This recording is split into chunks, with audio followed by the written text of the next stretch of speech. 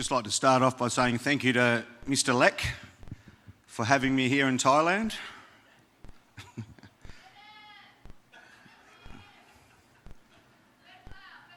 Get them all in here.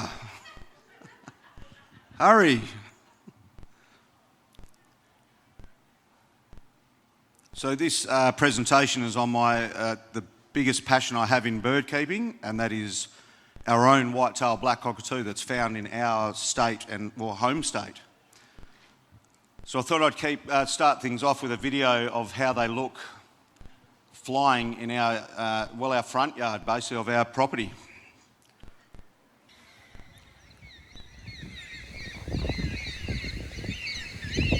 So they normally come with a storm, being a rain bird. Can you hear that, Lex?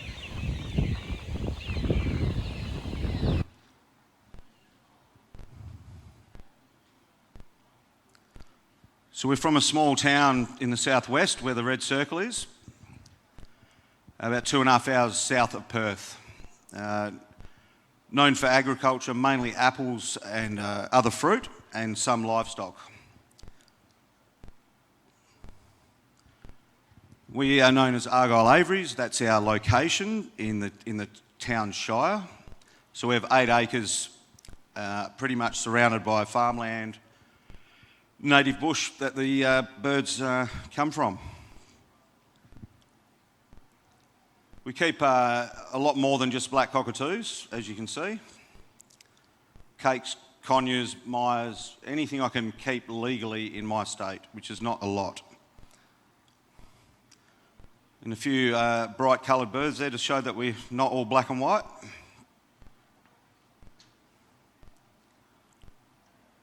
We also have native wildflowers. I just wanted to put that up to show what you can see visiting WA. And another lot there. Oh, back there. A lot of orchids. If visitors want to come to the state, that's what you can see. And they're just on our fence line property. They're everywhere at this time of year. And these are birds found we have all of these in our property at certain times of the year. The black cockatoos mainly are there all year, but they do fluctuate at certain times.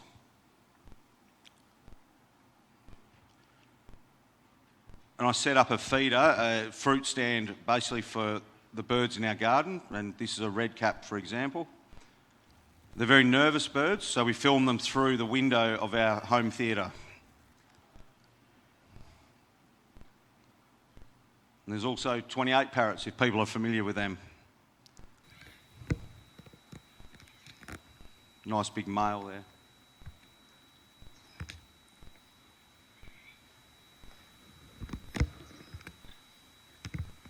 This is all through the glass because they just see you and take off. And this is a group of Carnaby black cockatoos that basically down the road where we go to town each day for milk or bread or go to the pub. They're eating a weed called wild radish. It's like a rapeseed or canola. But once that dries off, the seed pods explode like canola and they are just thick and getting good, a good source of food. At certain times of the year, this is a daily occurrence for us, which is just magic.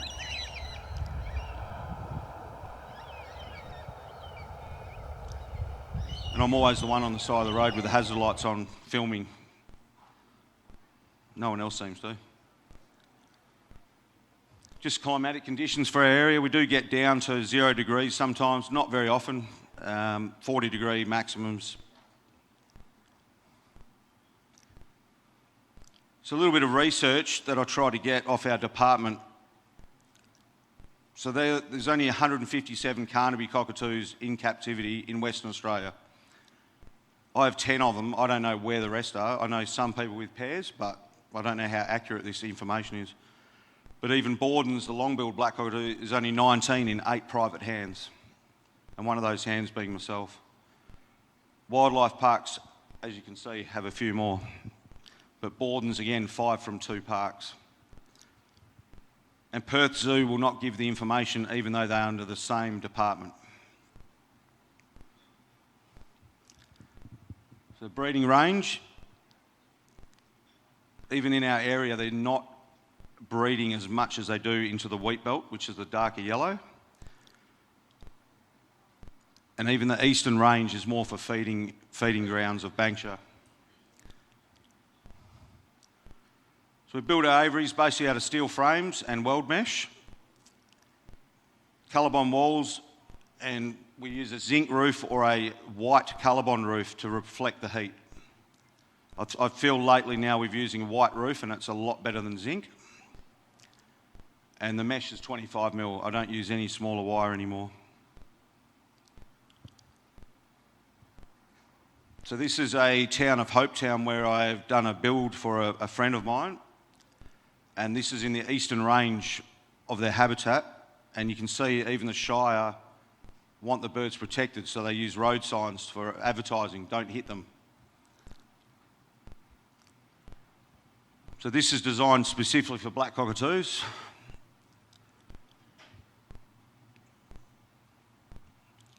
I make all the frames at home fully welded and then transport them to site and stand them up, basically screw them together. As you can see, they stand up pretty quick at that stage. We don't put any concrete down, it's just too expensive.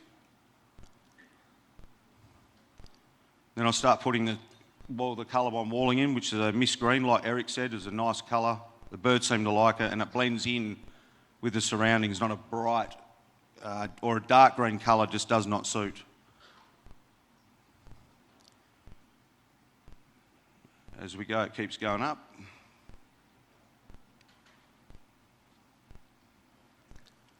And that particular day, putting the roof on was blowing an absolute gale, so we had to make a plan to keep the roof down without blowing off.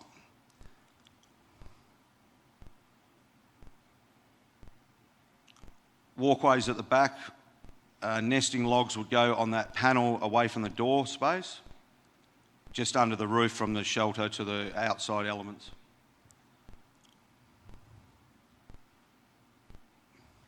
Basically the same.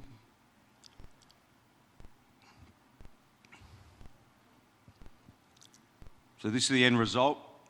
So hopefully he was happy with the build. You probably hear the wind. It's a windy spot, so it's a lot of protection in the shelter. We use a front wall about 1200mm high to stop any foxes or vermin trying to get in.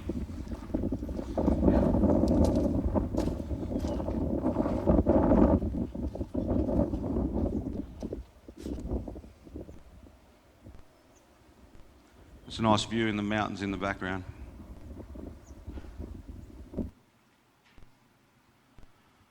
So a couple of years ago I made the decision it was either to maybe have a break or get out of birds and do something a bit simpler like model trains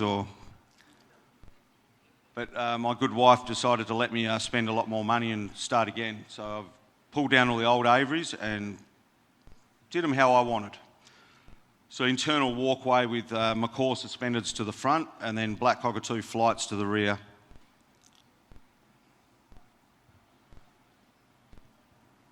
So that's the main complex. Nest boxes on the outside for the macaws, all out of marine ply, so there's no, they last a fair while, and if I need to replace, I can replace a panel, just unscrew it or build them again. All those flights on the cockatoo flights are 6 metres long, 1.5 metres wide and 2.8 metres high. Have external feeding stations with just a plastic tray that slides in and out. It works pretty well. It doesn't stop everything, but it helps keep it a lot cleaner.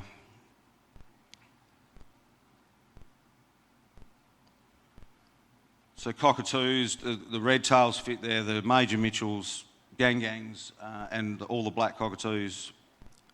The flights are ample space. End result, I really like a garden setting for the birds. It keeps them calm, it's green, it's cooler in summer, and looks pretty, good. This is a video of the end product of the new complex at home.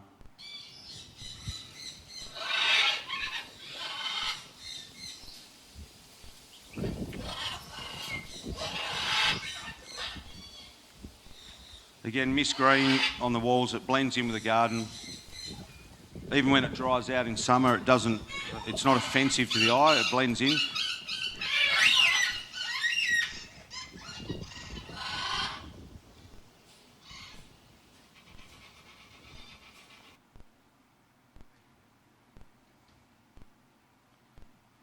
This is another set of aviaries I built. I failed to mention I'm a welder by trade, so I find this I do enjoy building the flights.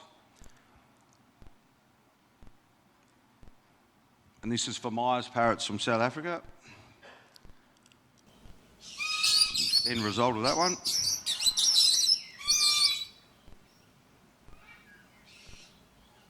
We're starting to see results in them now. Again, planted out with cycads, just a garden setting, it looks great. Some old aviaries for macaws and black cockatoos.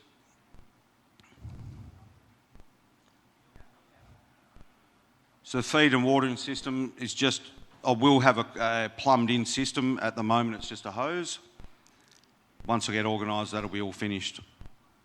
Thompson feeders from Australia that have been around for a while with stainless steel bowls. They just come in and out. Birds can get in there. There's no food contamination anywhere. That's another view.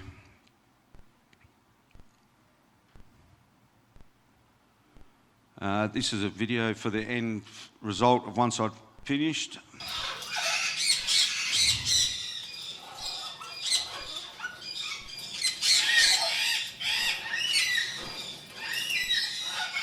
Just showing how the trays sit in a slide. The macaws do like to move them about a bit, and you find one on the ground upside down every now and then.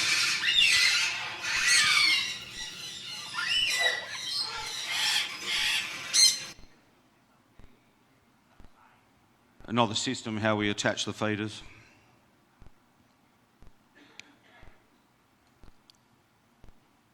And that's a pair of carnabies in the aviary with a young chick on the left. That's fledged last year.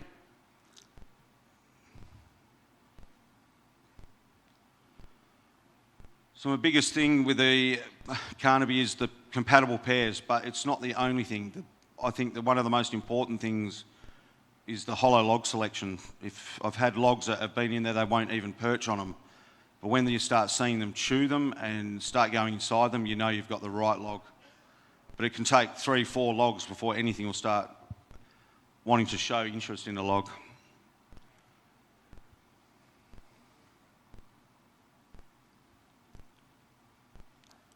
I don't keep them in suspenders. I like to keep them on floors that they can dig in the dirt. You throw grass in there.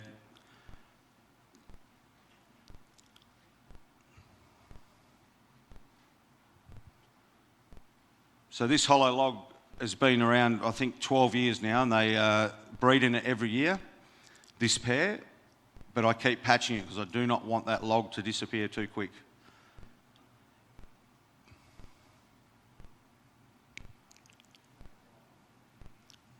Young chick, this is last year's chick,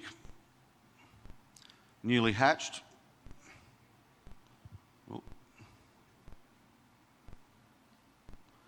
So yeah, like I said, it's still being used today, and they've just laid an egg as we left for Thailand on Saturday.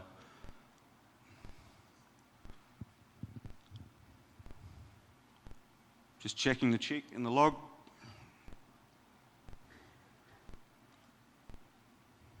Getting a bit older. So the nesting material we use is the blue gum, which is a Tasmanian tree. It's fine, but it's not enough to bury. The eggs don't get buried. They can compact it down quite well, and there's very little dust, and it stays quite damp, not dry and dusty, and the eggs can stay on top. And as you can see, a Nassau redtail there sitting.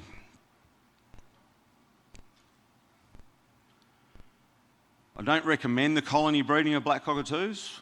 I tried it with the whitetails once, and the pairs persecuted a breeding male till he was dead. I just wasn't at home to see, not home to check, and that's what can happen. But I wanted to show you a video. We breed Nassau red-tailed blacks on the colony, but these birds were put in as young birds from the start. no adult birds, and I could not add another bird, or adult or young, to it. It just would not work. There's 4 pairs in there and 2 chicks that I've left in there. And last year we bred 9 babies from that colony. There's some pairs that are even double clutched. Once we do pull a couple of those to hand rear.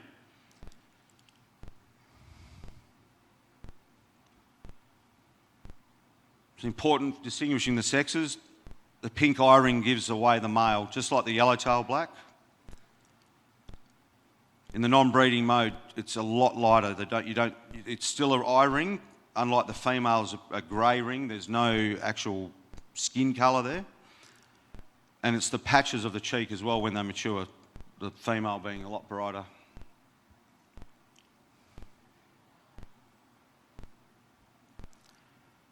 This is a wild pair that we caught actually being in courtship mode. You can hear him whistling, he fans his tail out. He's chasing her. It's fantastic to see.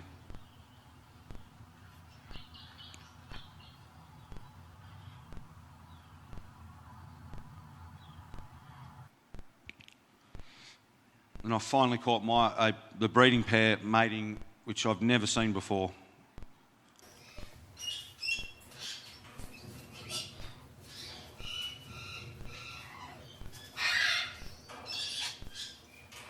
One thing though, like mulching machines, you need to replace perches at least twice a week. So we normally get one, but this pair normally lays 2 eggs and they're always fertile. We haven't had an infertile egg. But we don't always save the second chick because the hen will not feed that insurance policy, which is what they do. A lot of the eggs are laid 7-8 days apart, so once they hatch, there's just little chance that the second chick will survive. If I'm home in time, and I like to be, but I do work for a living, I will pull the second chick and hand rear.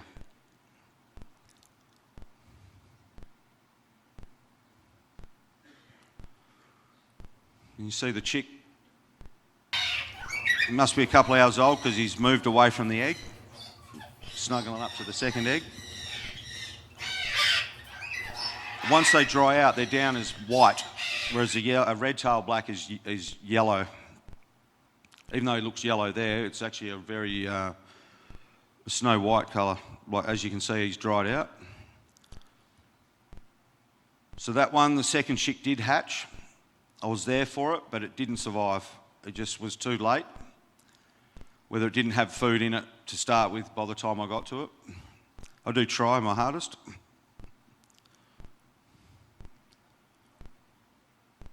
So very thick white down because the hens won't brood after 4 or 5 days.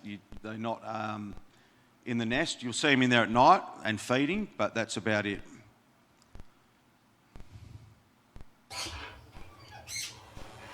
He's standing up, vocal. And that log's really handy with those chew holes that I can see in there without climbing a ladder, or I just put my camera in the front. You're a cool little baby, eh? There he's there, just like covered in down.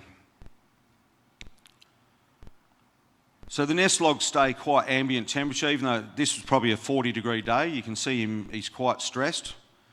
But by night time it cools down and he's fine and fledged to be a great chick.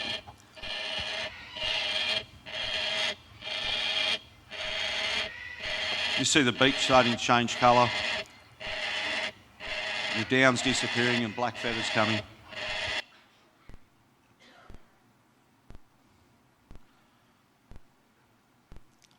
Bit older, the beak's starting to darken.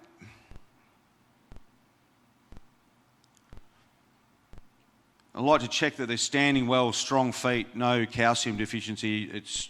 We do our best for the diet and we don't have any trouble with feet, legs. They're straight birds, seem to be pretty strong.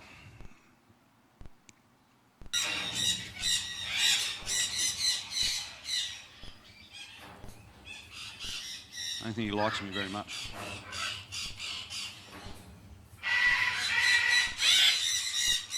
But having macaws close by with their loud calls does not disturb the birds in any way. They still breed. They're in close proximity, but we have good success.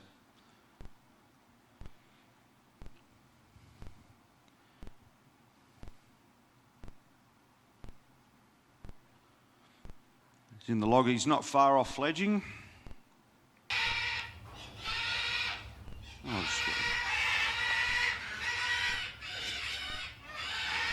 Wondering what I'm doing. And once they get a bit older, they do get cranky and they protect the log like something's coming to get them. You can see his actions. Wants to try and kill me.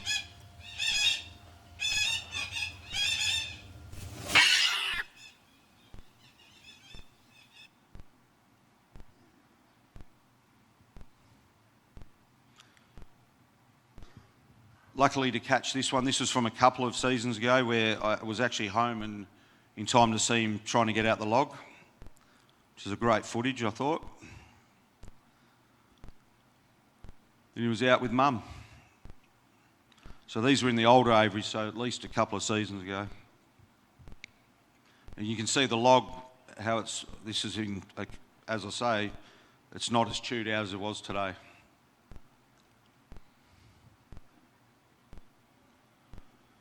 So two subspecies, you've got the Carnaby and the Bordens.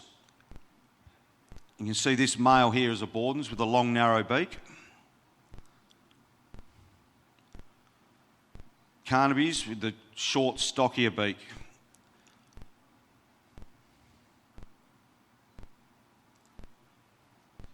See the difference between the male and the long beak again. And the hen. We find that the male Bordens are narrower, almost needle-like beaks compared to the hens, but they have a big gap between the top and bottom mandible, whereas the Carnaby is more closed, like it's smiling. A big Borden female on the right in a pet carrier.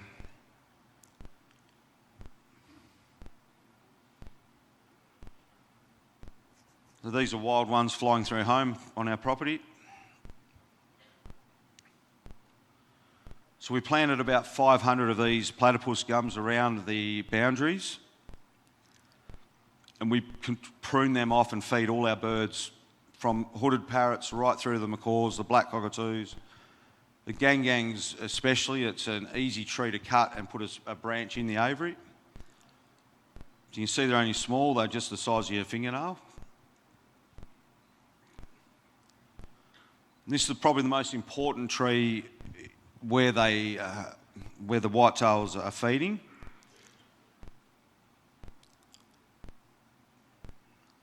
And this is also an important nut for the red-capped parrot. So once the whitetails come through, and the redtails, any drop nut, you'll find the red-cap underneath, and they'll be tipping it up like a cup, trying to get the nut, the seed that is left behind.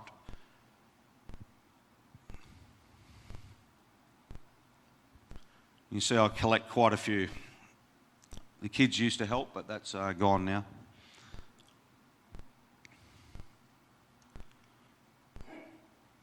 Another small growing tree we plant that I find all the species of bird, you put them on the suspended, they spend hours trying to destroy them and get into them. It's quite a nice tree with a red cap on it before the flower comes. This plant is a native plant to our area in the bush, in the wild, that the whitetails will utilise, but they're not a heavily fruiting tree.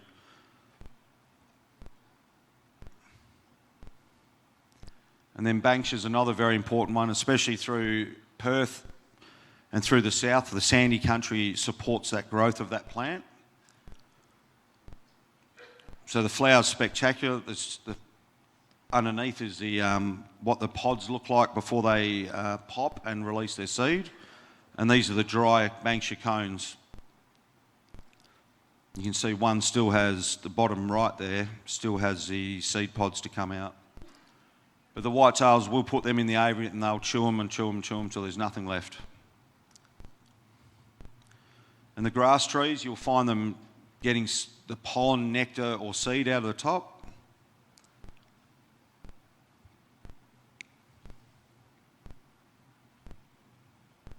And that's just behind us from our property, and that's basically what you'd expect to find whitetails, redtails in.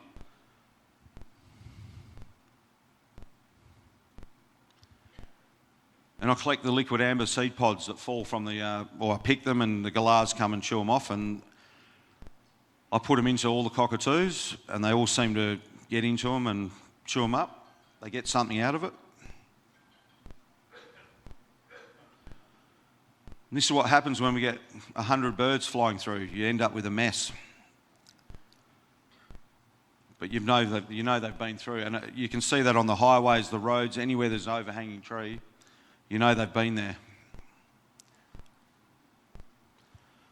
I won't go into diet too much because they're not massive fruit eaters. They do attack the orchards around home, and we do give them our small parrot mix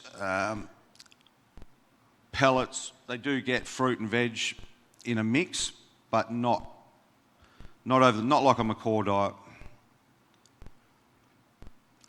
We'll do a sprouted pigeon mix in the breeding season for all birds, and like Eric said, we don't grow it too big. It's the germination that you want, the healthy part. Once it gets too long, it's just like you might as well feed cardboard. Walnuts and almonds, every few days they might get a couple each.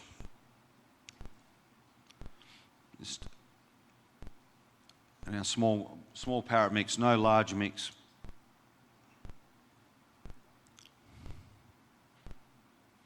Calcium supplement goes on the soft food, the sprouts and the fruit and veg.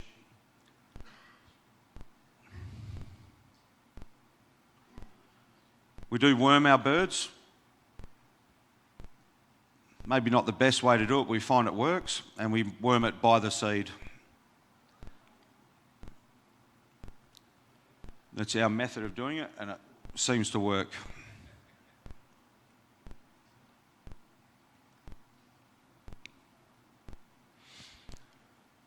We get a few pests. We don't get any rats in the aviaries, but in the gardens, coming in for moisture in the summer, the dogs seem to take care of them.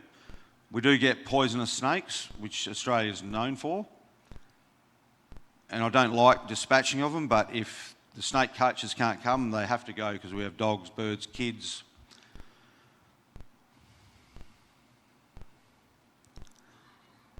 So we reticulate all the gardens and also the birds. The aviaries are all got sprinklers on top in the hot days. And we use this sprinkler head, it's called a wobble T. So they work great on low pressure. They work even better on high pressure. They spread a lot of water out. We don't use misters. We just use these because it keeps the whole area around the aviaries cool as well. So once any wind, any breeze comes, it just blows cool air around the whole complex. And it also keeps the ground moist because we do get bushfires and other threats. So this is just showing how they work. They just move around on a central swivel and drops just fly everywhere. Just trying to get high enough to see that.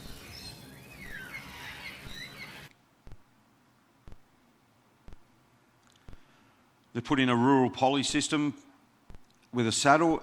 Once you put that saddle on and you drill a hole into that top side of the pipe, do that up, screw that extension on, that is sealed. And we've just got a series of them on 2 stations. So we have a bore water, the pump, it's a crystal clear water, it's like drinking bottled water. And they're all automatic controllers and solenoids. So I can go to work, they come on, they're programmed 5 minutes every hour, and we've not lost birds to heat, ever. And they also do love to bathe, so this was actually a rainstorm.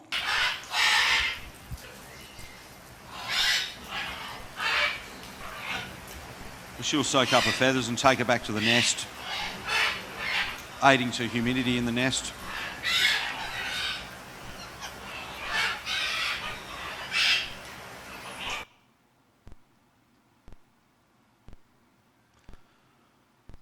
So 2 types of fires we get at home. This is a spring burn-off, which the department they burn the surrounding forest to stop extensive heat and fires in a summer fire, if that makes sense. They try and burn off the leaf litter if there is a fire in summer, it'll slow it down quicker. There's not a lot to burn, but I don't see the sense in lighting in the middle of spring when everything's trying to breed and feed young. But we can't stop it.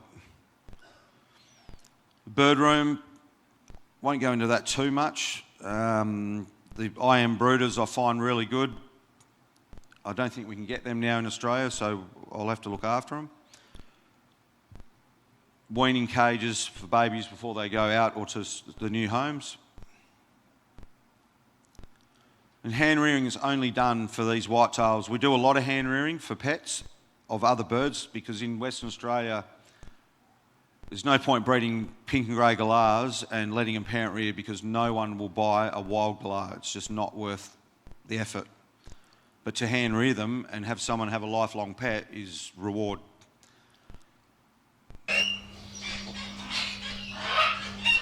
So this is one of the second whitetails of a couple of seasons ago and did a really good job getting him up. The videos are back to front, but you can hear him there.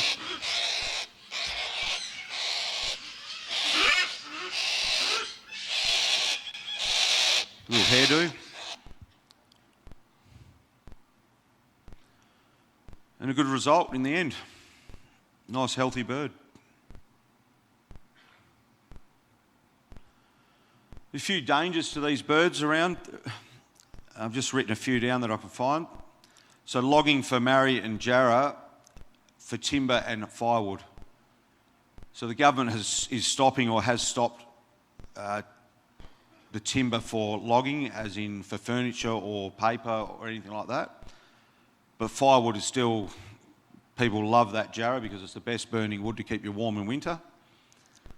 Land clearing, so Alcoa is planning to clear, 11,000 hectares of their prime habitat for aluminium, for bauxite to make aluminium.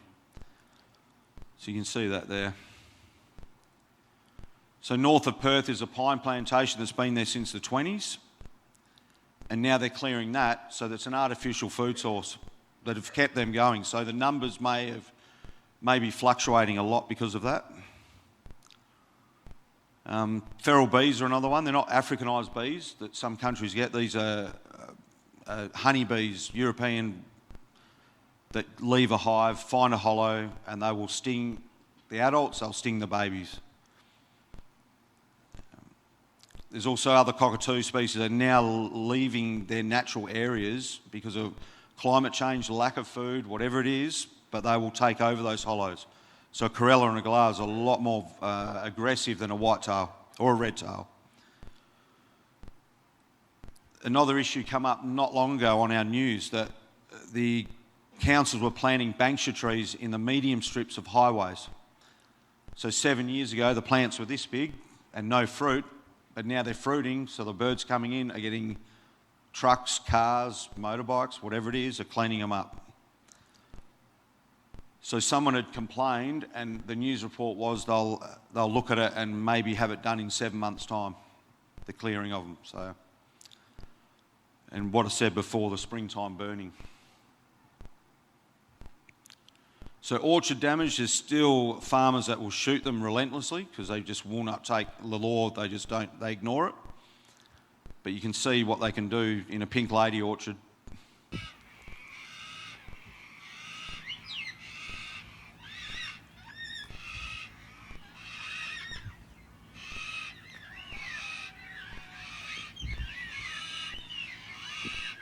A lot of apples on the ground there. They like to go on the top, take the seeds out of the few and drop the rest.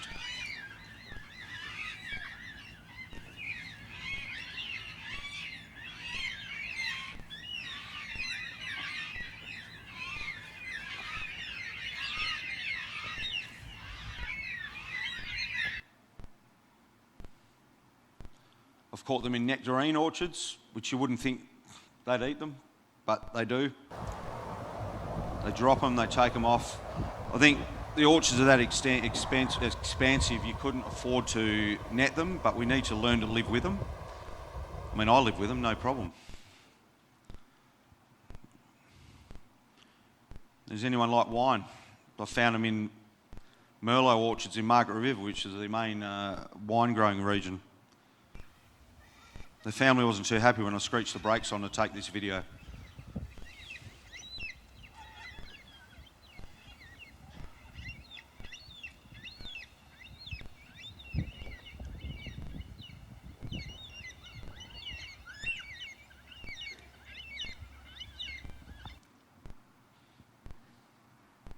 And then I found them in macadamia nut groves, which they just don't seem panicked by my presence.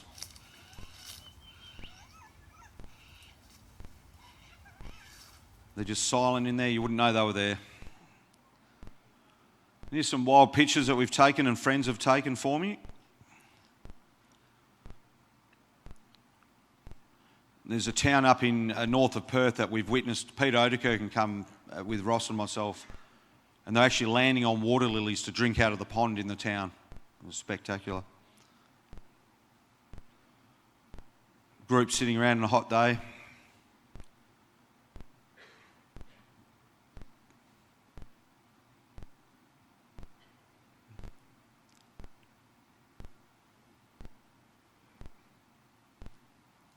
Beautiful bird.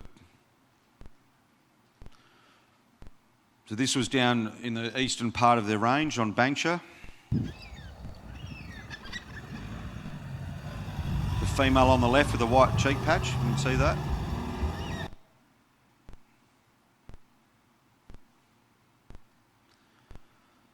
So there is one guy in Perth that is doing his own private conservation, trying to do his best for the birds, because he's as passionate as I am. His name's, Carnaby Crusaders. So he supplies hollow logs, plastic hollow logs out of poly pipe. Cocky tubes, there's a few names for them. And that's what they look like. They're just irrigation pipe with a base on the bottom, a perch that goes all the way down for chewing, and a wire ladder so they can get out, because it is a slippery surface.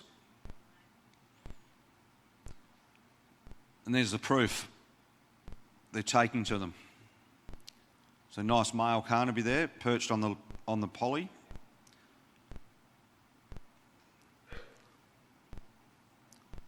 That's Dean on the left, and he climbs the trees to put these on private property. It's not a government thing, it's his own doing, which I'm pretty impressed with. He takes them to schools, show the kids how to make them in their shop class, if you call it that. He even brings a black cockatoo in to show what up close and personal, to get them motivated.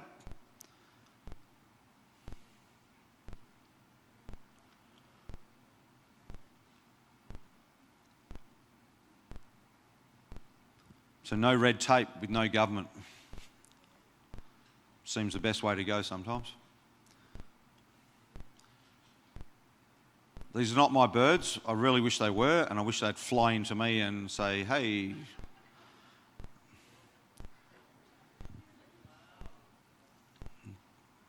So I've put names to them, but it's questionable. We won't know what they really are until we can breed them, if anyone will ever. It's where they're found in the Margaret River area. There's so many people that will want them protected, which is fine, but I'd really like that at home.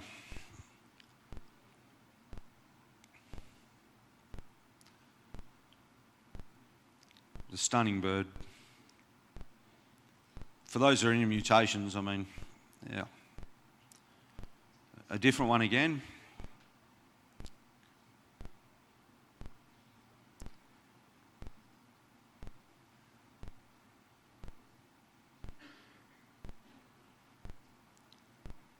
You can see the cheek patch still coming out in that one on the hen. And that will be a Borden with the beak like that. Yeah, pretty interesting. And without family, where would we be? So these are my IT specialists and try and help me get through any computer work. So without them, I probably wouldn't be where I was. Thank you very much.